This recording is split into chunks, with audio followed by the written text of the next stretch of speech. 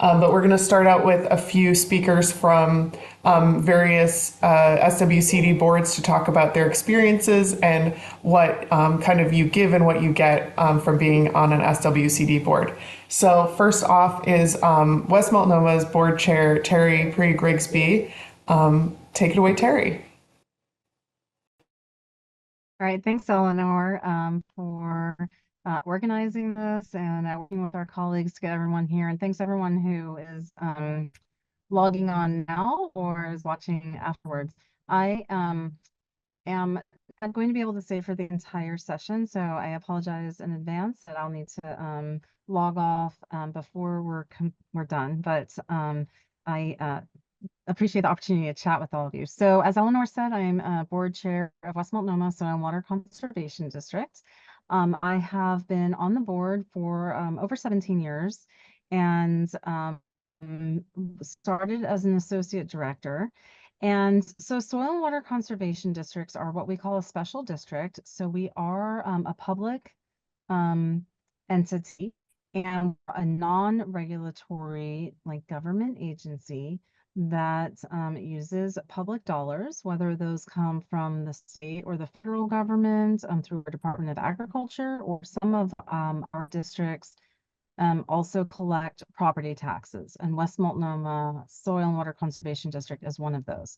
And generally, soil and water conservation districts were developed during the Dust Bowl, and they were to keep agricultural land from blowing away in the dust. So we wanted to make sure that there was adequate water and healthy soils. So we primarily originally for agriculture, and that is still our goal. There are soil and water conservation districts across all of the United States as well as U.S. territories, and we are focused on water quality and quantity and soil health for agricultural production, carbon sequestration, stormwater management in urban areas, and a whole host of other conservation practices. So one thing that was unique about Oregon is that we had a rule on in state statute that required district directors that were zone directors. That means that you were responsible for a specific geographic area rather than an at-large area, that in order to be eligible to run for office as a zone director, you had to own or manage 10 or more acres of land. And while I'm a zone director, I was appointed to be that after I had served in a non-voting capacity for 2 years. And so now I am a zone director because I was able to come in that way. But several of us thought that it wasn't fair to keep these public agencies that use public dollars, especially in our urban areas where very few people can own 10 or more acres. We thought that was no longer a relevant law to have on our statutes. And my particular district is in Southwest Portland, and the only owners of properties that large are Lewis and Clark College, Portland State University, Oregon Health and Science University. So that really wasn't an option. So several folks, built a coalition last year and worked with legislators both on the House Senate and State Senate and State House in Salem, and had Senate Bill 775 successfully passed. And that removed the requirement that zone directors own or manage 10 or more acres in counties of a population of 250,000 people or more. So,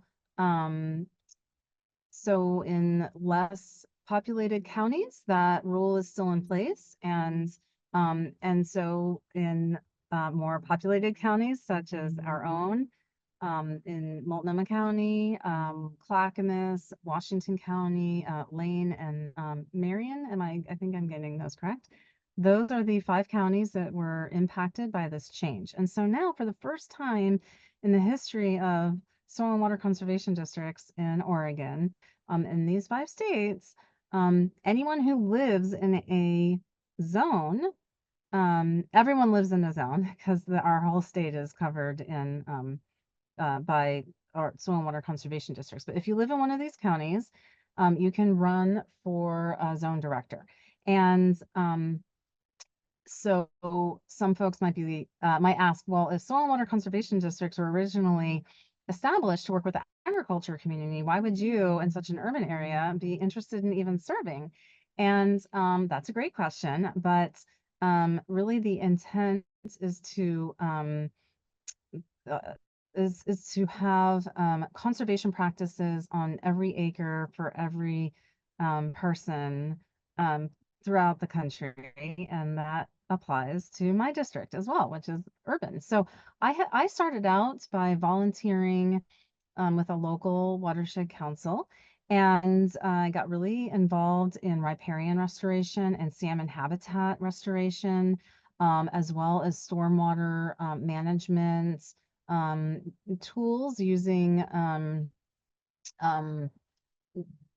good conservation tools to also help us manage stormwater so that we could slow down stormwater so that it would be able to absorb into the earth, refill, get down to the water table. It would be cool and clean once it got out to our streams and then eventually to the Willamette River.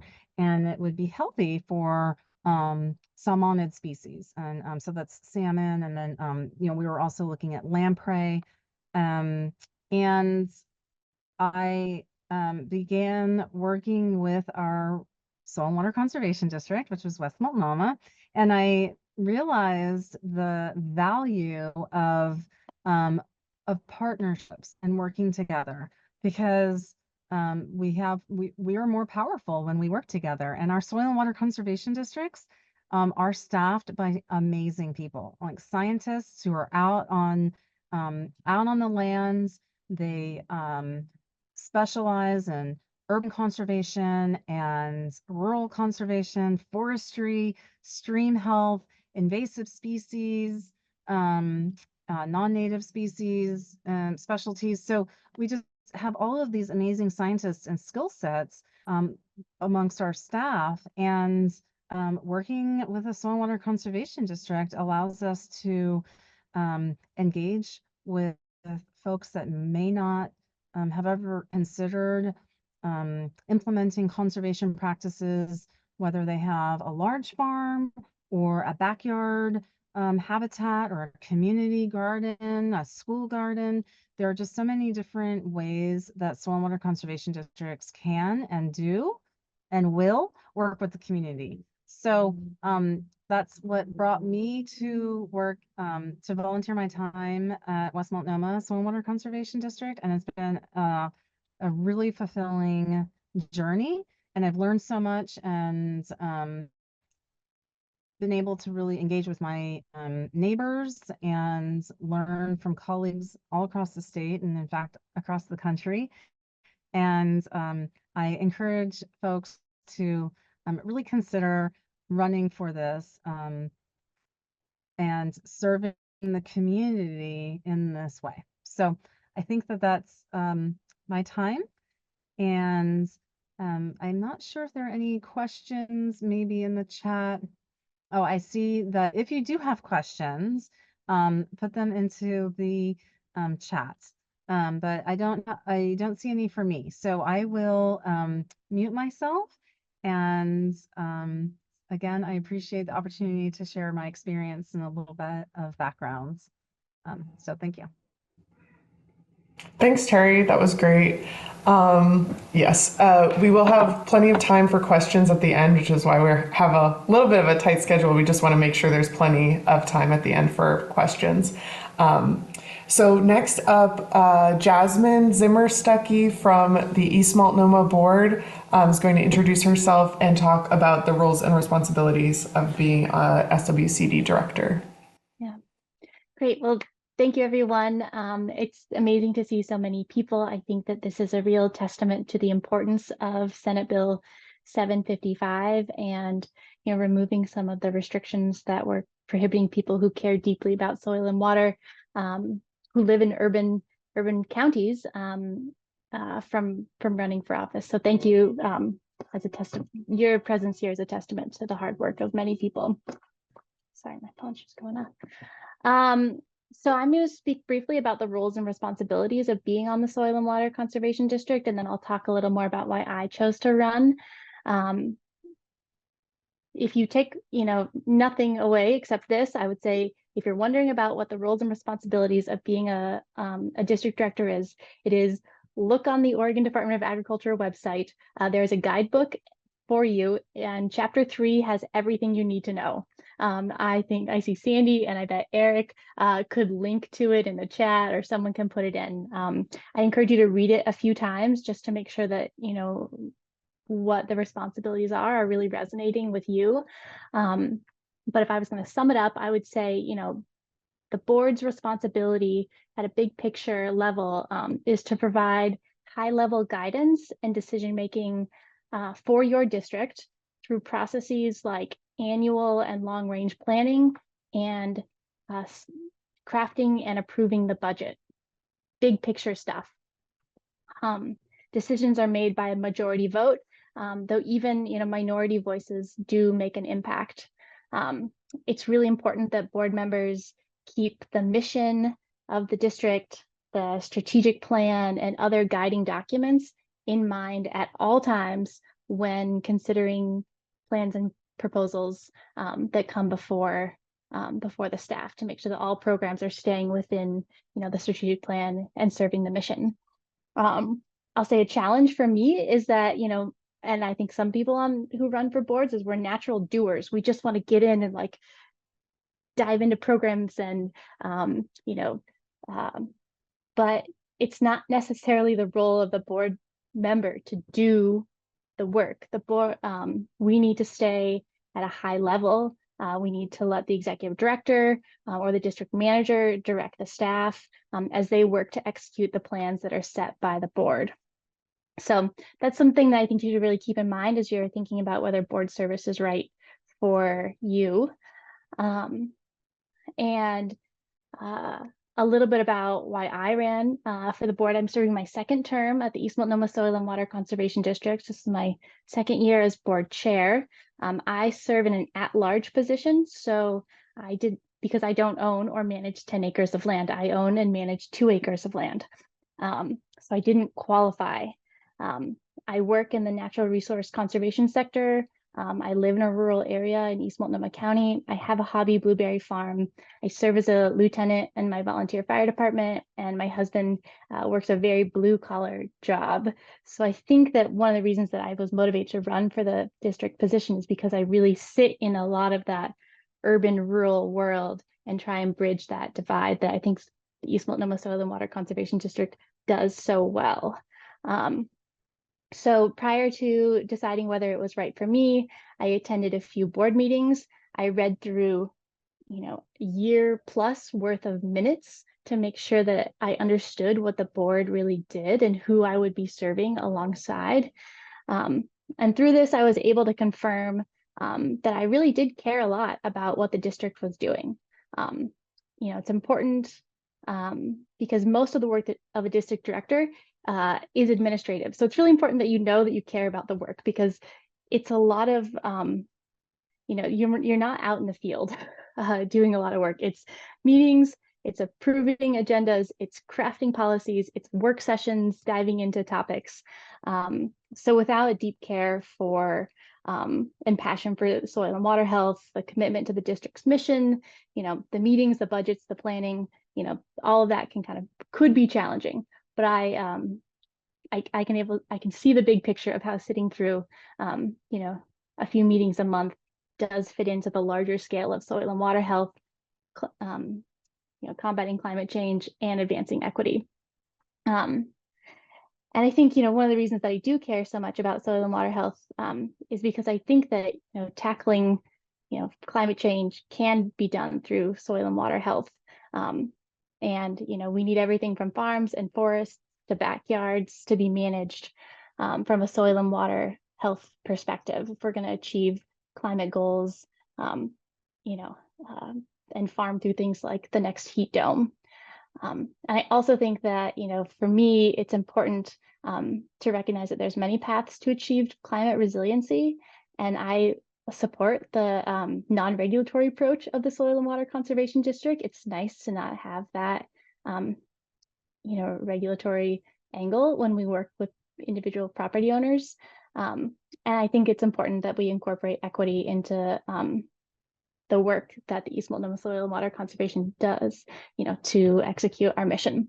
So that's a little about why I chose to run and my background, and I'll answer some questions when it's time. Awesome. Thank you, Jasmine. Yeah, feel free, anybody, you can put your questions in the chat, or if you'd rather say them out loud, we will have time for that at about 6:40.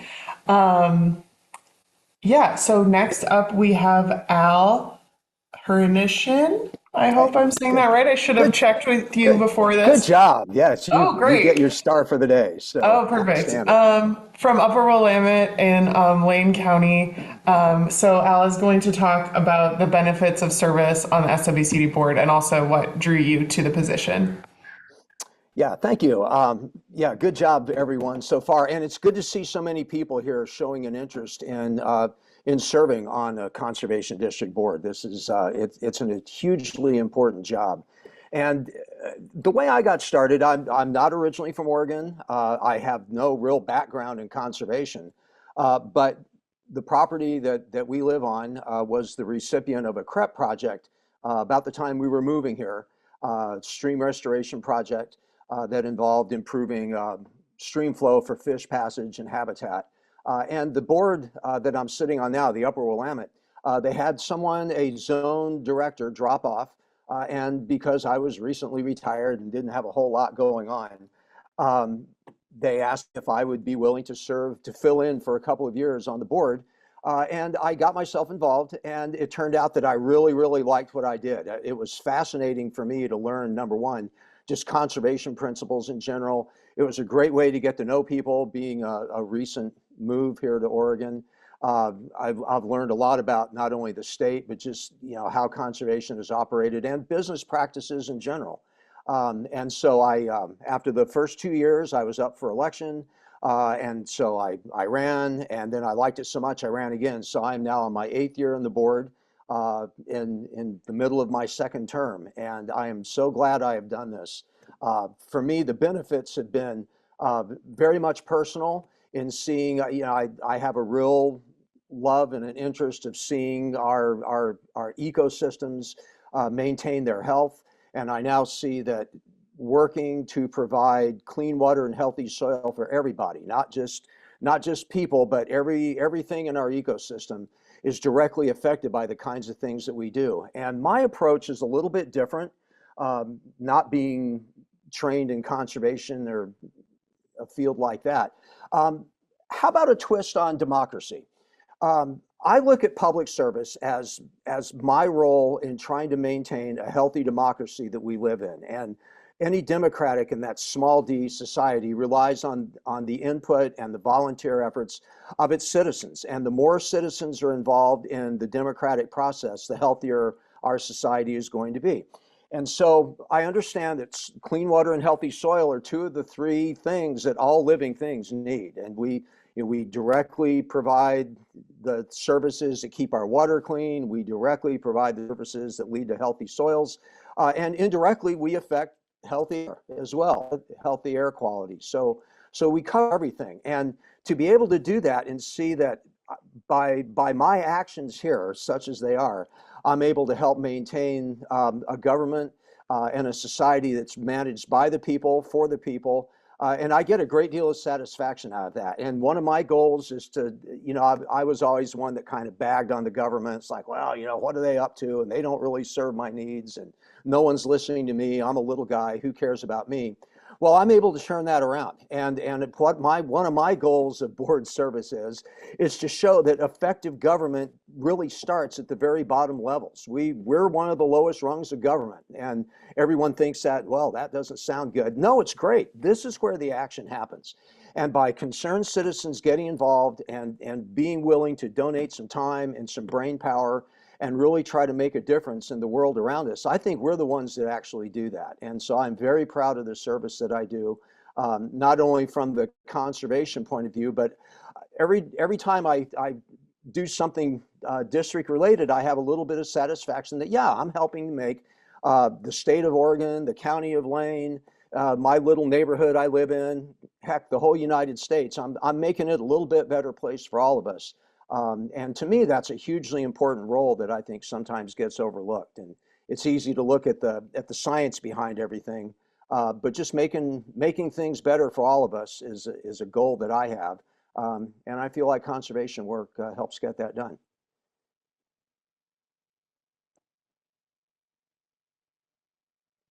Great. Thank you, Al. How's that? Yeah. Yeah, I think that's good. Yeah. Great. Yeah, it was. Yeah, very good to hear your perspective on that.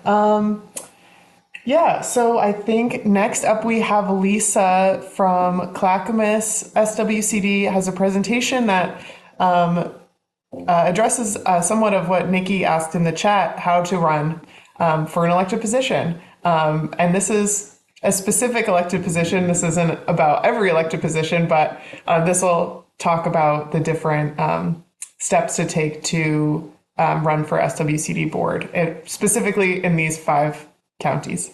You ready, Lisa? You are still muted.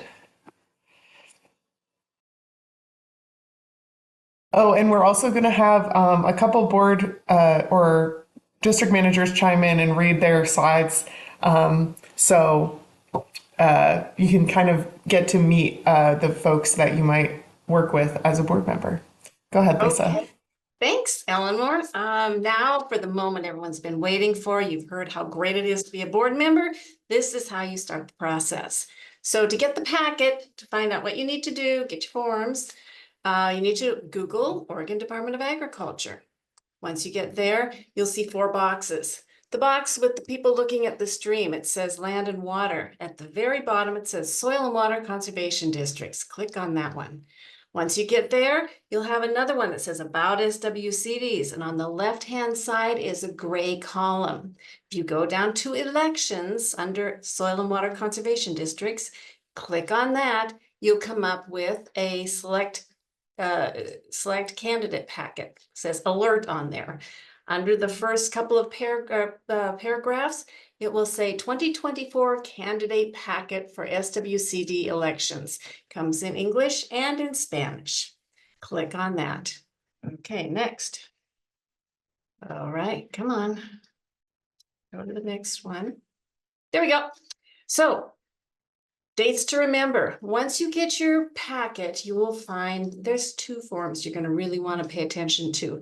The first one is the petition form.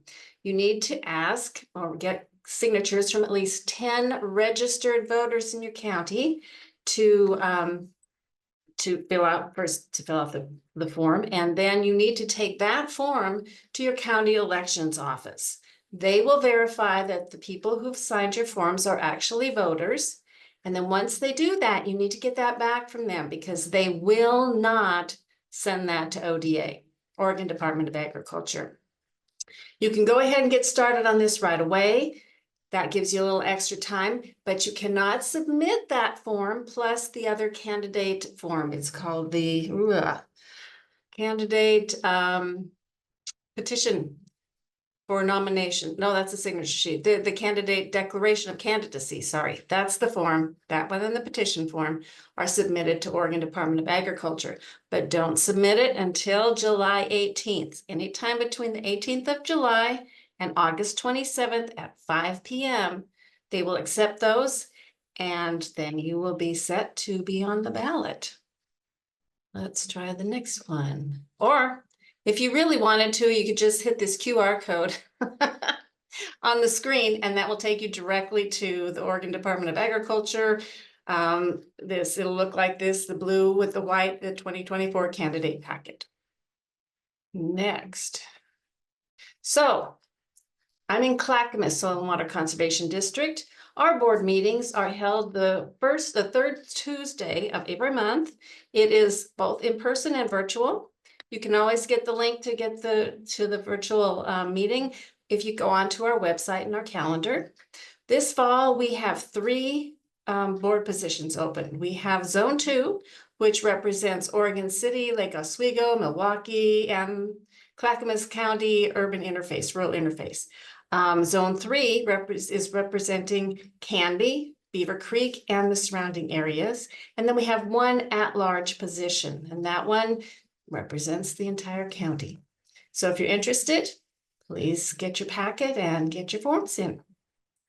Next will be West Multnomah. Hi, good evening. I'm Lynn Barlow. I'm District Manager with West Multnomah Soil and Water Conservation District. As you can see from the map, our district extends from the Willamette River west through the rest of Multnomah County that extends west of the Willamette River. We're not a very large district, but we're rather diverse, and we include much urban area, as our board chair, Terry Pre-Grigsby, already described. We also include a significant agricultural area in Sauvie Island, and then a significant forested area of the Tualatin Mountains that extend even beyond Multnomah County. So we have a diversity in our small district, and we meet let's see, the 3rd Tuesday of every month, and most of our meetings are actually virtual. We meet in person twice a year, once in the summer, once in the winter, but most of our meetings are very accessible and virtual. The positions that are open for election this year, there are 4. Zone 1 and Zone 2, which are all of Sauvie Island is represented by Zone 1 and Zone 2. Zone 2, you can see, extends across Multnomah County into the Tualatin Mountains a bit. Zone 3 is in the Tualatin Mountains. And then we also have an at-large director position open, which would be representative of the entire district area. And so please do check out our website. If you're in our district, note that you can type in your zip code on our website to determine exactly what zone you're in, and whether or not you'd be able to run for office in that zone. Thank you.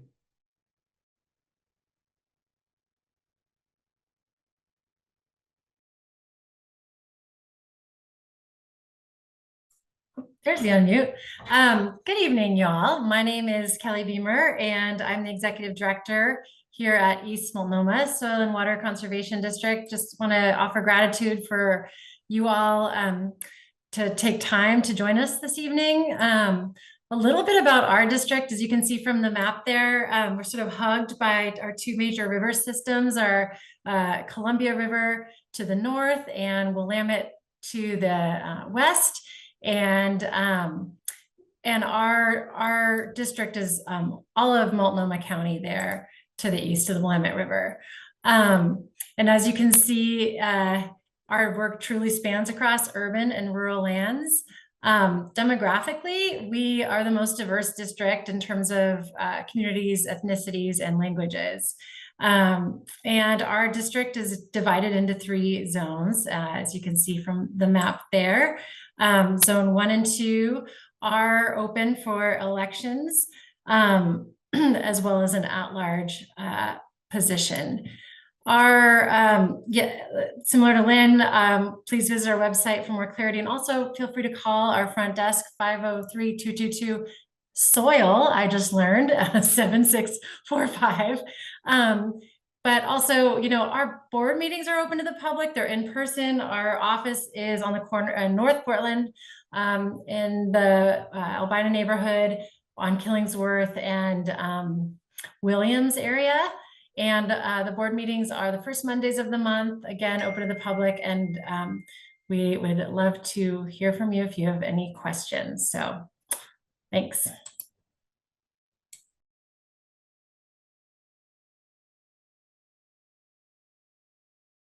Well, good evening, everybody. It's so exciting to see everybody here tonight. I'm Brenda Sanchez. I'm the district manager for the Soil and Water Conservation District here. And we're located, our facility is located in Staten, on your way out of Salem toward the Detroit Lakes upper North Santiam River watershed.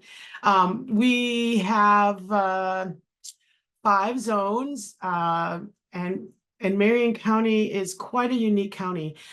We have, I think, the most diverse agricultural outputs of the state. We also have large, we're the capital, Salem's here in our district, so we have a large urban center, and the county is dotted with small little urban cities and stuff throughout. So we have done a lot of work here at the district, also to expand our outreach and getting to try and work with all the many diverse communities we have here in Marion County. We deal with as you can see, our eastern boundary goes up into the North Santiam. We have some of the most pristine waterways and essential salmon habitat. And our urban centers, we have some really awesome parks, and we work really hard together to try to bring everybody to work toward our mission of conserving our natural resources. We meet once a month, every the first Wednesday of the month. We welcome you anytime to join us. We link everything on our website and go to our events calendar, and our board meetings are listed on there. We also have committee meetings. You're welcome to come join us on those if you like. Very business-wise meetings, but we do all kinds of things, and we talk about all different stuff. We also post our minutes, so if you're interested in some of the history and what some of the work has been of our past, it's there. And you can reach out to any one of us and come join us. I would like to add, I did run for district director and was elected back in 2020. The process may seem a little daunting, but it's really not. The challenge is writing your pamphlet, your pamphlet insert, and I recommend that. And getting the petition signature. That was, I had to find 10 registered vote. Actually, you should get a little more in case they don't accept some of those signatures. I think I had 18. So that was probably the most difficult part of the process. And then once you're in, it's really exciting to watch the election night and see where you stand and look at the website. And so I recommend anyone to get involved with their local district. Thank you.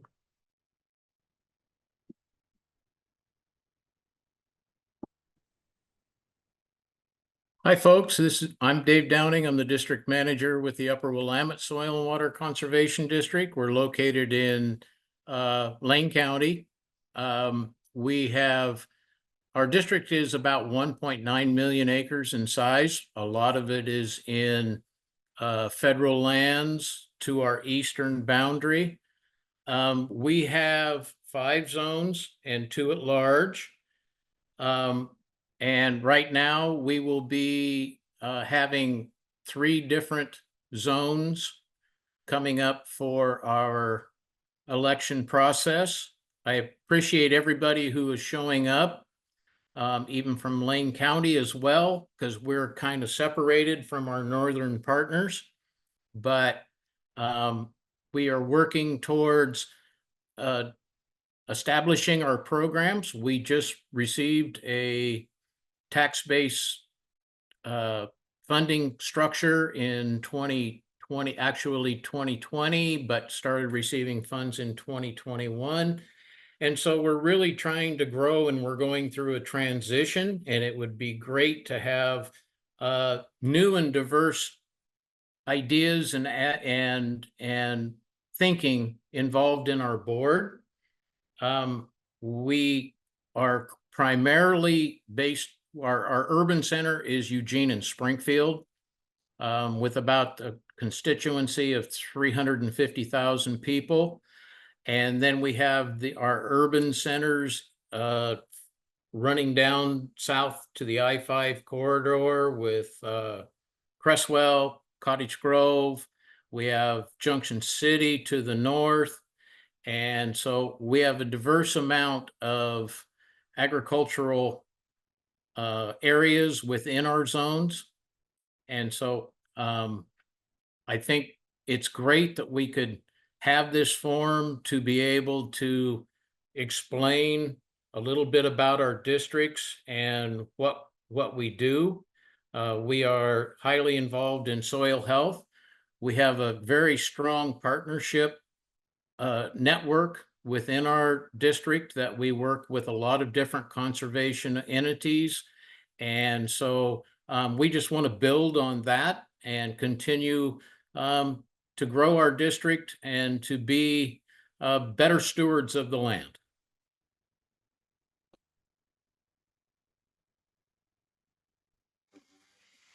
Thank you, everyone who spoke in that presentation, as well as Lisa for doing a great job at going through the steps of filling out those forms. I'm going to try to, we're at the Q&A session now, so I'm going to try to go through the chat in order of questions answered and or questions asked, and try to direct to the right person. But if I'm not directing to the right person, please, district managers and ODA people that we have here, please chime in.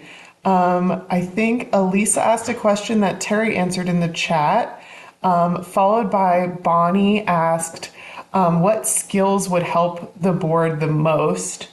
I feel like that's a big question. On our blog about this, we say that we would love to have a board that has the expertise of many fields, a variety of fields of living or of professional or lived experience, like community organizing, outreach, education, financial management, business, human resources, public service, agriculture, environmental services, and more. But I feel like that's also kind of very, very broad. So if anyone else has a thought on that, Jasmine, go for it. Yeah, thanks. Jasmine, Board Chair of East Multnomah Soil and Water Conservation District again. Great skills, those are great, career skills to bring to the table. I think from a more kind of personal standpoint, it's really important that you are a collaborative person. I work with one of 5 board members. That's my team, and I didn't get to pick my team. You pick my team, the voters do. So you really need to approach every situation with a very collaborative spirit, and a healthy dose of, humility and resilience and personal resiliency in those, because you don't pick your team, which is a beautiful part of democracy, to Al's point. Patience is really important. It really does take time. Just like it took soil, tens of thousands of years or millions of years to get, to what it is today. Change takes time. So coming in, and expecting that, in the next fiscal year, your big mega project that you think is wonderful is going to be enacted, might not yield the results that you want. And then just a note that, you have to be, to be responsible. You're an elected official. The things you say in meetings are public. It's a public meeting. Your email is subject to public records requests.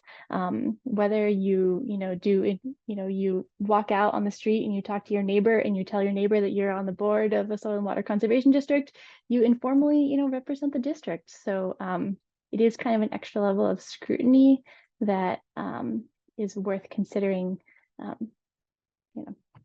It's worth it for me. I just want to make sure it's worth it for everyone. And also at a practical level, it's a ton of meetings. So you really do need to make sure that your schedule can prioritize these monthly meetings that all of our district managers and directors were talking about, in addition to committee meetings and budget meetings. And if you go through a hiring process for an executive director, that's 20 extra meetings in a 4-month period. So not to scare you away, but there are some practical things that I want to bring to the beautiful world of soil and water conservation districts. Thank you, Jasmine. And you can tell that Jasmine recently went through a hiring process for a new executive director for East Multnomah. I just want to keep moving on questions. Cami asked, how do board members engage in recruiting other landowners to engage in conservation? Maybe it would make sense for a board member I guess, Al, do you have anything to say about that? Or perhaps one of our district managers could chime in on that? Al, you Oh, are okay, muted. yeah, let me unmute Yeah. myself. Okay.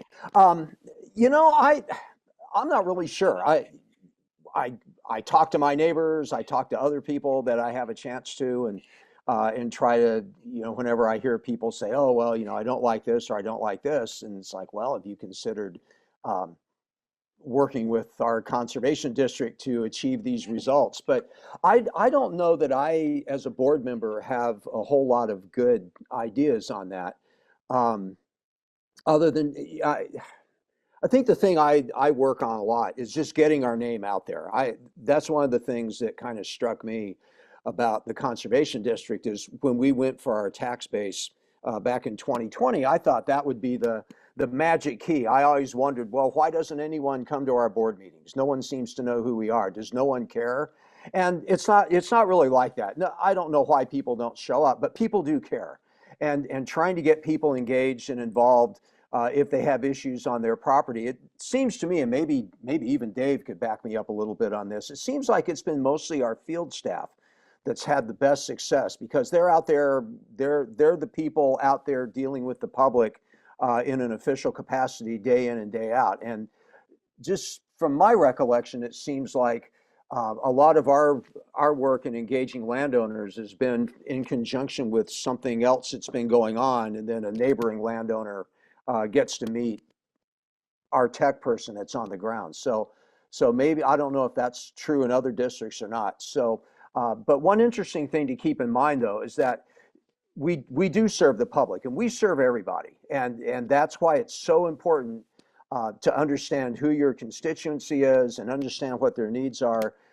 You know, when you're a 501, you sort of are at the mercy of who funds you. Whatever your membership says they want their donations to go to, that's pretty much what you have to do. But as a conservation district that's publicly funded, we serve everybody. We serve everybody whether they like us or hate us or whether they don't like paying taxes to us or not. That doesn't matter. We take all comers, and trying to find those people in those areas that need our services, because we're not regulatory. We can't just go to someone and say, we are going to come and fix your problem. That's not what we do. They have to come to us and engage with us. And that makes it a little bit tougher, I think. So yeah, I don't know. That's a tough answer. And how do you get people to understand who you are and what you're all about? And we're engaged in a big public outreach program with, you know, we have a public outreach director, a person who does our media type stuff, and they're involved all the time. We table at events to try to get the name out, and hopefully slowly those attract people. But I don't know if there is one magic bullet that just, Yeah. you know, sprinkle pixie dust out there and everyone comes running to you. Yeah. If that's out there, I haven't found it yet. Yeah, thanks, Al. It looks like Brenda might have something to chime in on that. We do have quite a few questions, so I just want to make sure. I just wanted to add that at our district, we have an education and outreach committee. Heath Kierstead is here. And we have two directors that are on that committee. And so as a director, you can help when in a committee, help details and bring your ideas further in. So there is opportunities with many of these districts to do it, engage that way. That's a good point. Thank you, Brenda. Okay. Fran asked, how does the board collaborate with other local, state, federal agencies or organizations? I feel like one of our district managers might have something to say about that. Maybe Kelly's looking for the unmute. There we go. Yeah, I think it's a really dynamic position to be nested in the, you know, we're a local unit of government, but we're nested you know, in shared geography with our city, with Metro, on up. We were just in a town hall that Congressman Blumenauer hosted, some folks in here as well. So we're in a moment of time where I think it's all about leverage, and the call to action to address equity and climate is about scaling up and partnering. So there, at least in our district, I think there's a lot of opportunities, and, you know, the work that we do is definitely connected and leveraged by other government entities. So I hope that I answered that. Yeah, thank you, Kelly. Yeah, thank you, Kelly. Okay, I think we hopefully answered Nikki's question about speaking to the election process. We all have the election packet on our websites. These slides will be available. Scrolling through the questions. Once candidacy opens, is there a way to see who is running for each zone or seat? I don't know, but we do have Sandy and Eric from the Department of Agriculture here. Do you guys provide something like that? Actually, after it closes, I send all the information to the county clerks on who is eligible. So the county clerks are actually the ones who disperse that information, and it goes in on the ballot. The only thing that isn't as transparent is if no one files for a position, then on the 28th of August, those positions are up for write-in candidates, and those go up just like 10 days before the election. So those are all filed, and so those are not listed. But the ones who are on the ballots, who which is the best way to do it because it's more transparent, are listed on the ballot. And some of the nominees that are listed on the ballot choose to put information in the voters pamphlet if they have them in their local county, and so that's an opportunity for them to tell about the district and about themselves also. Great, thank you, Sandy. So it sounds like there's not a way to tell between the filing start and the filing deadline, but after the filing deadline, the ballot will be available, or you'll know who's on the ballot. Do the 10 registered voters need to be within the zone you're hoping to run for, or just the district as a whole? Also sounds like a question for Sandy. Yes, that is correct. Yes, they anywhere within the boundaries of your district, they do not need to be in any specific zone. Great, thank you. Okay, what is the difference between running for a zone versus running for a director at large? I guess like in general, like the zone that you're running for, like may or may not be up for election. Like if you live in zone 5 in West Multnomah, that's not up for election this year, but you could run as an at-large director because if you live within the district as a whole. So you technically would represent the district as a whole. I don't know if there's anyone else who is thinking of it in another way that could answer in another way. I can also answer that. Oh, go for it. The board makes decisions for the whole district. So the at-large are just 2 positions, and the only difference is they don't have to live in a specific zone. So that is for your 5 counties. For the other ones, zone directors have the land management requirement, but for what we're talking about tonight, that is the only difference. Great, thank you.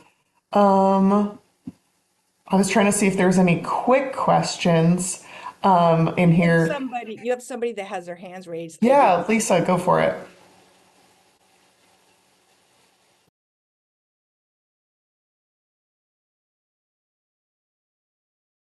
Lisa Morrison, do you want to unmute and ask a question? Oh, thank you.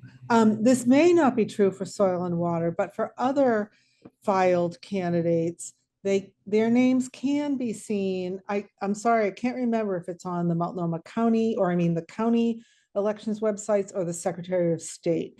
But for many candidate filings, one does not have to wait until the ballot is produced to see who's running. So it's worth looking into that.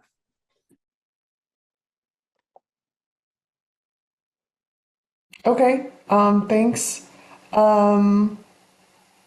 Al, did you have something to add? Yeah, I do. I want to go back to something Kelly brought up about, she mentioned the word collaboration and collaborative efforts. And that's another thing that's very unique about what we do. We do not operate in a vacuum. And if you read ORS 568.225, my favorite governmental passage, that's the Oregon statute that sort of defines what a conservation district is and what our mission is and how we go about doing it. And it specifically mentions that we work in collaborative relationships. And it doesn't mean that everything's collaborative, but they should be when possible. And speaking for what we do in the Upper Willamette and Lane County, we are part of a larger group called the Upper Willamette Stewardship Network, and it's comprised of us, but then also several of the major watershed councils and one of the river trust groups that, if you know much about Lane County, you'd recognize their names. And they're our major partners in the projects that we take on. And what's cool about that is, number one, it gets more groups involved and you can share the workload and that sort of thing, and funding and all that. But those are the people that get all the press. They're the ones that are out there all the time. Because if you're a 501, everything is about raising money and getting your name out there. And one of the nice things about having a tax base is that we don't have to worry so much about the fundraising part. It's great for leveraging, but we have our basic needs met. And what we're able to do is we're able to work with these different groups to get these projects done. And 501s have access and they can bring things to the tables that we can't. And we have access to programs and funding and things that 501s don't have. And it's when you bring those collaborative groups together to get together and complete these projects, that's really when good things start to happen. And you're probably going to find that more people know about your local watershed council, and because they've seen their name a lot more than they know about their local conservation district. And that's okay. It doesn't matter who gets the credit. It's the work getting done that's what's really important.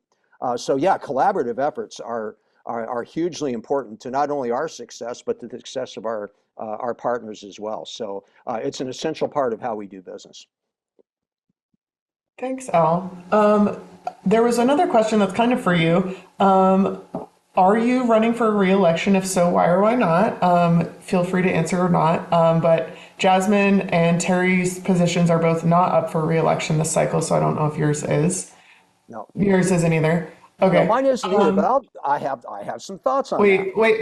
Can I pose one more? Yes, you sure may. Kat also asked, what have you found most difficult or frustrating during your time on the board? We do only have about 5 minutes left. I am happy to stay on a few more minutes to answer, more admin type questions. But yeah, while we have a couple board members, do you have anything to add about those questions?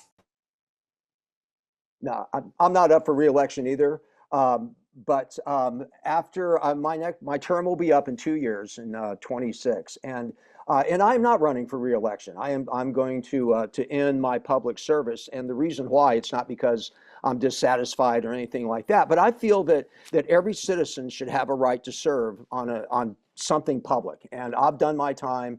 I'm a believer in term limits, especially for me. And I'm willing to step aside and give someone else a shot, because it's important that every citizen be as involved as possible. And so I've done what I'm going to do, and it's time to turn it over to another citizen that can do just as good, if not a better job. Thanks, Al. Also, Kat's question for you or Jasmine, what have you found most challenging during your time on the board? One of the things that I'm really proud of that I have learned on the board is how to read and engage in a budgeting process. The district's budget, we bring in, millions of dollars in taxpayer funds every year. And it was a process that I had not engaged with before, reading profit and loss statements, balance sheets and whatnot. And so I was really overwhelmed, my second month in as a district director, like diving into the budget process. And we just went through what I think my fourth one. And I feel so much more fluent in the process, and our staff was very helpful in helping me get there, and so are my other board members. But that was something that was new to me and a big challenge that I had to really level up on. And I really appreciate the opportunity that the district gave me to learn that process. So it's not just about what you can offer. It's okay to come into this role hoping to learn something. So that's what I think has been a challenge that I really appreciated, having staff support and the rest of my colleagues support on. Thanks. Yeah, that makes sense. I'm going through my first budget process myself.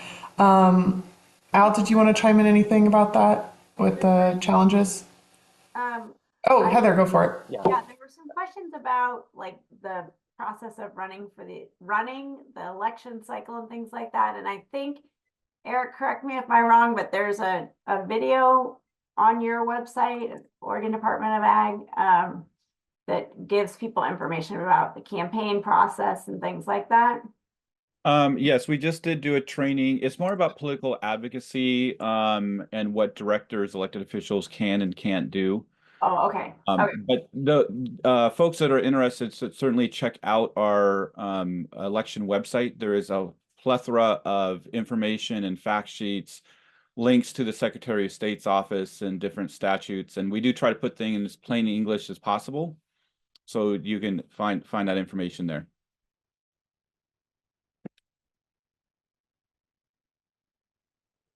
Thanks, Heather and Eric.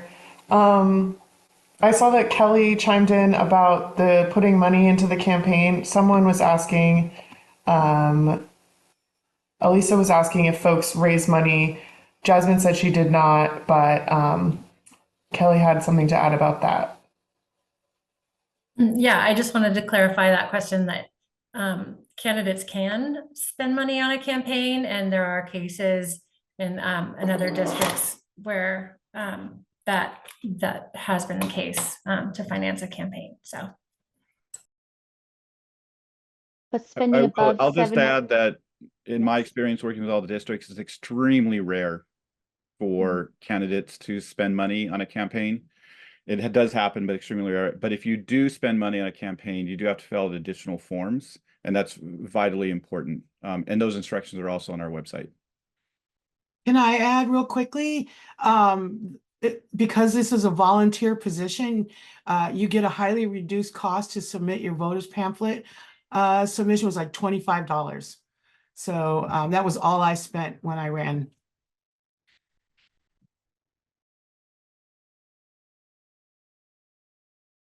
Okay, great. Am I missing anything from the chat? Al? One thing I just want to say before people start logging off is if you're filling out your forms and need to get them to the county clerks, don't wait too long to do that. I know here in Lane County, it takes a week or two. And of course, the longer you wait, the longer it takes them to do it. So make sure you get your forms in plenty of time to get them back, because you have to send them to Sandy. And so it's sort of a two-stage process. And we actually had a board member in our last election that didn't get her paperwork in on time. And so she had to run as a write-in candidate, which didn't matter in the end, but it can be frustrating. And if you're going to be in a race that's contested, if you don't get on the ballot, you probably aren't going to make it. So do not put this process off too long. We are at 7, so I want to be respectful of everybody's time, but we do have staff from all of the SWCDs here, except for Upper Willamette, but we can pass on any questions. So all the dates are, everybody has their own website, but all the dates are on there. You cannot file until July 18th. So there's still plenty of time to decide whether you would like to and collect your signatures and such. But I'll stick around in case there's any final questions. But thanks everyone for coming, and we'll have all this up on the website soon. Yeah, thanks, Eleanor. Thanks. Thanks everyone for Thank you. participating. This is Thank great. Thank you, Al.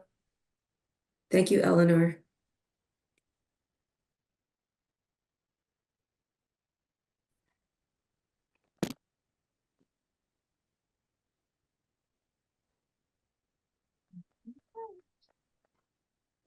Eleanor, I can stick around for a few minutes too, just in case Sure. something comes up. Looks like mostly everybody's gone except us staff, and but not everybody. Does anybody who's still here want to ask anything?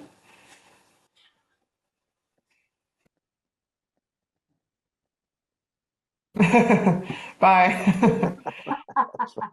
That was pretty cool. I was worried there for half a second. Yeah, they might have also stepped away from their computer without. Would love to hear from other board members what they found challenging. I think Al would be the last one Did you answer that about challenges? No, I didn't, but Okay. just learning all the, I can't remember who it was now that mentioned, learning all the financial forms and profit and loss statements and, all the different ways that grants and contracts are working and all the different policies, both local and state. At first it's overwhelming, but if you keep working at it, you start picking up on things. And I really don't have a business background. And so a lot of this was new for me. But over the years, I feel like I've picked up a pretty fair amount, and it's fascinating stuff. But we laugh all the time because I can do calculus. I'm a scientist. To me, calculus is no big deal. But I look at these accounting sheets, and it's like, holy cow! How do you make sense of all of this stuff? It is unbelievable how complicated it seems. And an accountant would probably say the exact opposite. But you do learn over time, and you start picking up on things, and it's patience. And that's why it's good that we have 4-year terms, because it takes about that long to really get your feet on the ground and feel like you're making a difference. And so, I think the paperwork is the biggest challenge. Patience from Jasmine and paperwork from Al, and also math and budgeting from both of you. That makes sense to me. Okay, well, guess wait a few seconds to see if any of our final people have any questions. But thanks, guys. Yeah. Hey, thanks for putting this together. 50 people. 50 people showed up. So Absolutely amazing. And Thank you guys for the outreach.